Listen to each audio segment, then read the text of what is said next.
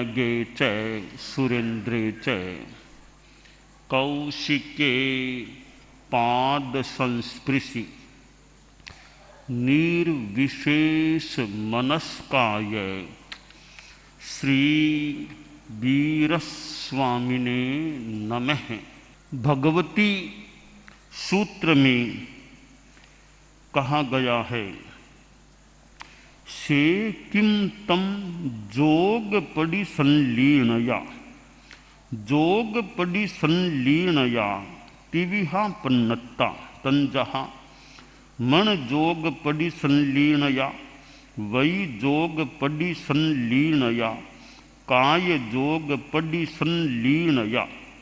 से किम तम मन जोग पड़ी संलीनया, मन जोग पड़ी संलीनया अकुशल मन निरोहो वा कुशल मन उदीरणं वा मनस्य वा एकगति भाव करणम श्वेतम मन जोग पड़ी संलीनया।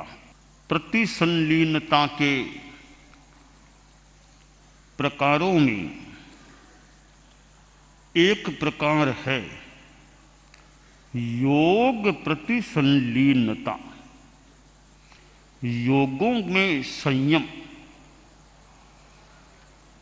योगों में अच्छापन। योग क्या होता है? योग शब्द का एक अर्थ है ये आसन प्राणायाम ध्यान आदि की साधना। योग, योगाभ्यास, पतंजलि का अष्टांग योग। तो योग के लिए कहा गया मोक्षोपायो योगो ज्ञान श्रद्धान चरणात्मक है। योग मोक्ष का उपाय, मोक्ष प्राप्ति का साधन होता है और वह है सम्यक ज्ञान, सम्यक दर्शन और सम्यक चारित्र। तो सम्यक ज्ञान, सम्यक दर्शन और सम्यक चारित्र अपने आप में योग है। यह भी कहा गया मुखेण जोयणा ओ जो ओ सब्बो भी धम्म वावारो। मोक्ष से आत्मा को जोड़ने वाला तत्व योग है। वह है धर्म की प्रवृत्ति, धर्म का व्यापार, धर्म की साधना जो मोक्ष से आत्मा को जोड़ने वाली है, वह योग होती है। यह योग की जो परिभाषा है, मोक्ष का उपाय या मोक्ष से जोड़ने वाला व्यापार, यह एक परिभाषा है। यहाँ भगवती सूत्र में जो योग शब्द आया है, यह उस अर्थ में नहीं है, योग साधना के अर्थ में नहीं है। आसन प्राणायाम इस रूप में मूल अर्थ इसका वह प्रतीत नहीं होता।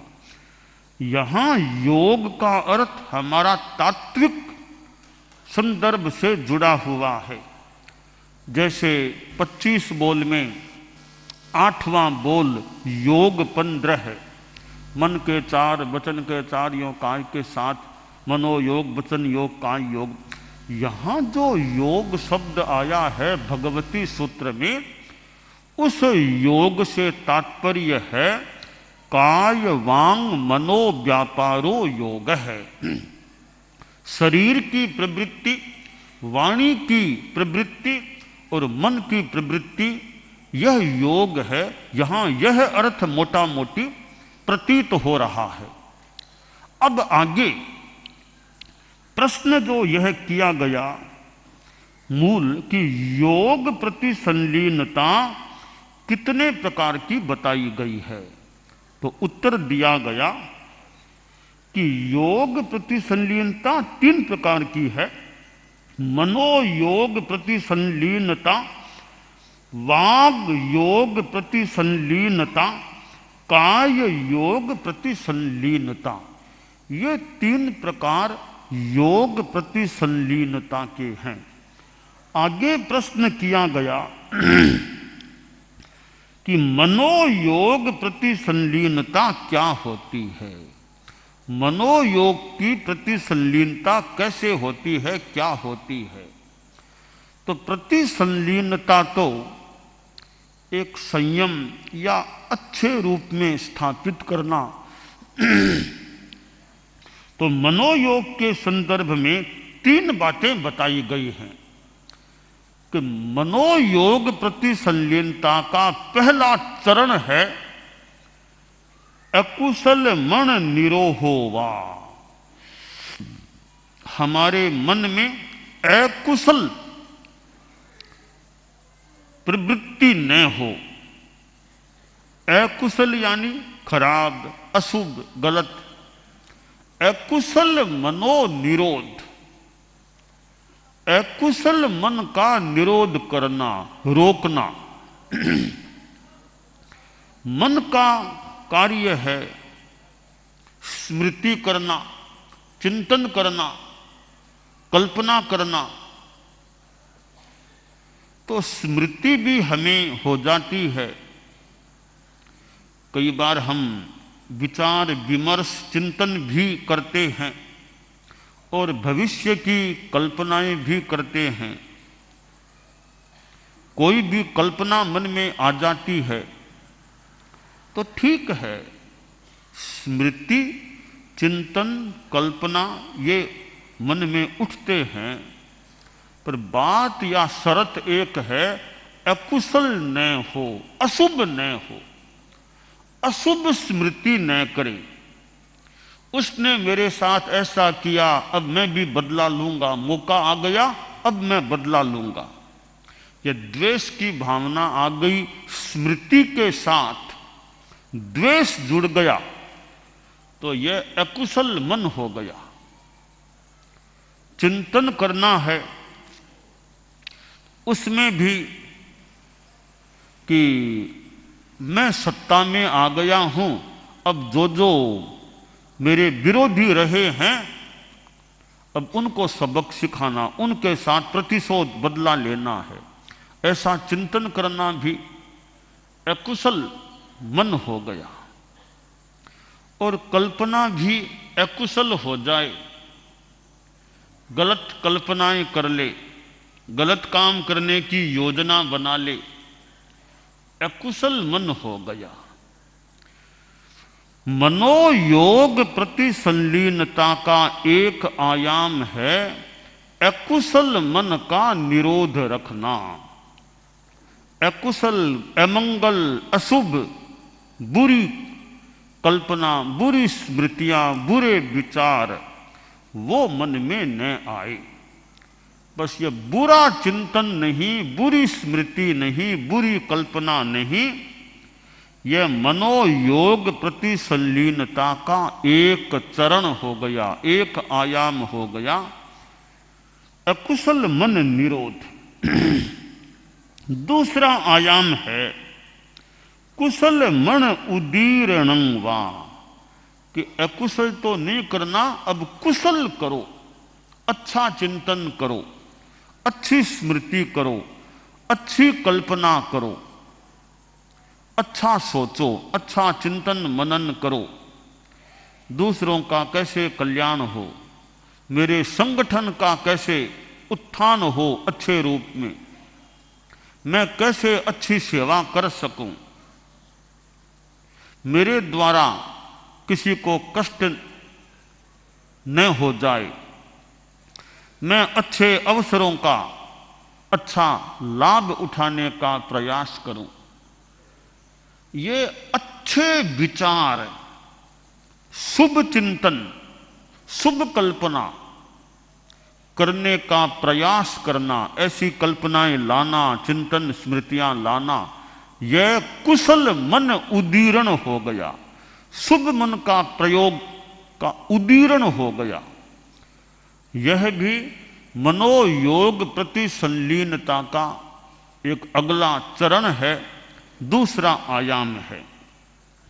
तीसरा बड़ा एक भौतिक साधना से जुड़ा हुआ मनस्य वा एकत्रि भाव करणम, कि मन का एकत्रि भाव करना, मन को एक जगह है केंद्रित कर देना, एकाग्रता करना, यह भी मनोयोग प्रति संलीनता है। प्रेक्षा ध्यान का प्रयोग होता है। श्वास पर चित्त को केंद्रित कर दो, दर्शन केंद्र पर केंद्रित कर दो, और कहीं केंद्रित करो, यह मन का एकत्रि भाव करण का प्रयोग माना जा सकता है। तो अशुभ मन का प्रयोग न हो, मन में अशुभ विचार आदि न आए, पहली बात। शुभ विचार आदि करना दूसरी बात। इससे भी ऊपर कोई विचार नहीं, एक जगह, बस एक जगह केंद्रित हो जाओ, मन को एकाग्र करो। यह मनोयोग प्रति संलीनता की एक साधना है। निर्जरा के 12 भेदों में छठा भेद है। तो हम अपने मन को साधने का प्रयास करें, और मन हमारा अच्छा है, पवित्र है, निर्मल है, एकाग्र है, तो मानना चाहिए हमारा अच्छा आध्यात्मिक कुछ अंशों में विकास हो गया है। इसी प्रकार वाणी के बारे में कहा गया है, से किम तम वैजोग परि संलीनया। वाक योग प्रति संलीनता क्या होती है? तो वचन के संदर्भ में अकुशल वाणी का प्रयोग नहीं करना। जैसे झूठा आरोप नहीं लगाना, किसी के बारे में झूठी बातें नहीं करना, कटु नहीं बोलना, गालियां नहीं देना, मर्म भेदी बातें प्रकट फालतू नहीं करना। यह अकुशल वाणी का निरोध है कि वाणी अकुशल खराब रूप में प्रयुक्त न हो। तो पहला आयाम है वाग योग प्रति संलीनता का, कि अकुशल वाणी का निरोध करना। दूसरा है कुशल वै उदीर्णं वा। कुशल वाणी का उदीर्ण करना, अच्छी बात बोलना। नवकार मंत्र का जप करें, कुशल वाणी का प्रयोग हो गया। तीर्थंकरों की, सिद्धों की आदि की स्तुति करें, कुशल वाणी का प्रयोग हो गया। कोई गुणीजन हैं, उनके प्रति प्रमोद भाव व्यक्त करें, सहज भाव से, पवित्र भाव से, तो कुशल वाणी का प्रयोग हो सकता है। तीसरा बताया गया वही एवा एकत्रि भाव करणम। वचन का एकत्रि भाव करण। हम अपनी वाणी को विराम दे दें, न तो अकुशल बोलना न कुशल बोलना, मौन रखना है। यह मौन भी अच्छी साधना है, कुछ भी नहीं बोलना है।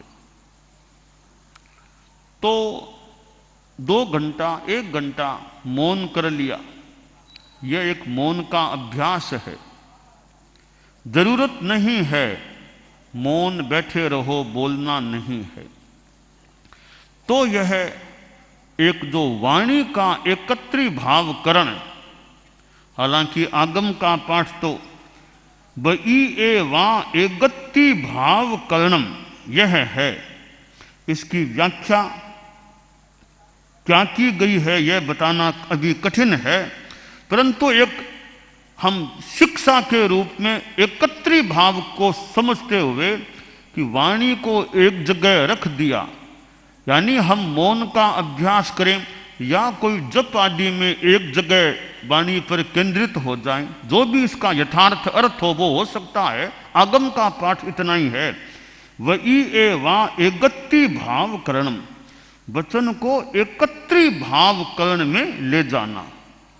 तो हम वाणी का उपयोग भी करें और कहीं उपयोग न भी करें, मौन भी रहने का प्रयास कर सकते हैं।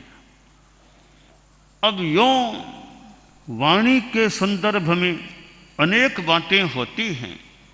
कैसे बोलना, कब बोलना, कहाँ बोलना, कितना बोलना, मीठा बोलना, गलत बात नहीं बोलना, आदि आदि कई ऐसे प्रकार शिक्षा के रूप में वाणी के किए जा सकते हैं।